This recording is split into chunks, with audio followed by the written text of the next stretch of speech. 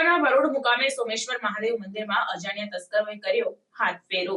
દાહોદ જિલ્લાના ઝાલોદ તાલુકાના વરોડ મુકામે સોમેશ્વર મહાદેવ મંદિરમાં અજાણ્યા ચોર ઈસમોએ મંદિરને નિશાન બનાવી મંદિરમાંથી દાનપેટીમાંથી રોકડ રકમ તેમજ ભગવાનના આભૂષણો મળી અંદાજિત 61,500ની ચોરી કરી પલાયન થઈ જતા પંથકમાં ચકચાર મચી જવા પામી છે। ઝાલોદ તાલુકાના વરોડ ગામે આવેલ સોમેશ્વર મહાદેવ મંદિરમાં ગત રાત્રિના સમયમાં મંદિરના દરવાજાનું તાળું તોડી અજાણ્યા તસ્કરો મંદિરમાં ઘૂસ્યા હતા અને મંદિરમાં મૂકેલી દાનપેટી તોડી તેમાંથી રોકડ રકમની ચોરી કરી હતી। મંદિરમાં શિવલિંગ પર લગાવેલ ચાંદીના કોટિંગ તેમજ ભગવાનના આભૂષણોની ચોરી કરી પલાયન થઈ ગયા હતા।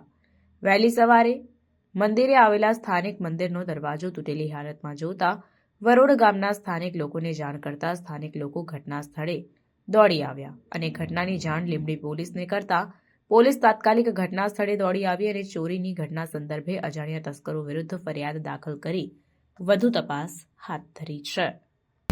આજ રોજ સોમેશ્વર મહાદેવ મંદિર ખાતે ભગવાનના આભૂષણોની જે ચોરી થયેલ છે તે વરોડ ગામ વતી ખરેખર ખૂબ જ નિંદનીય બાબત બનેલ છે।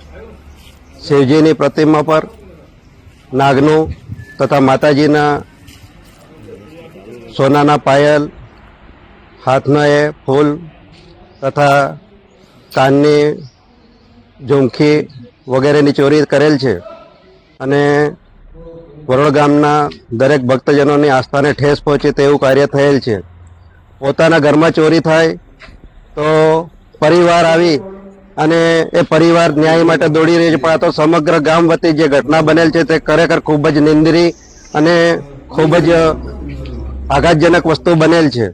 એટલે વરોડ ગામ વતી ઉગ્ર માંગ કરેલ છે કે તાત્કાલિક ધોરણે આવા તત્વોને પકડી અને એમને કડકમાં કડક હાથે સજા મળે તેવી વરોડના મુખેથી લોકમાંગ થયેલ છે।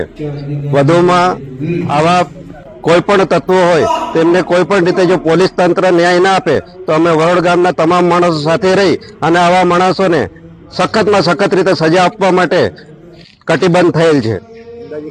અંદાજે 5 થી 5.5 લાખની આશરે ચોરી થયેલ છે।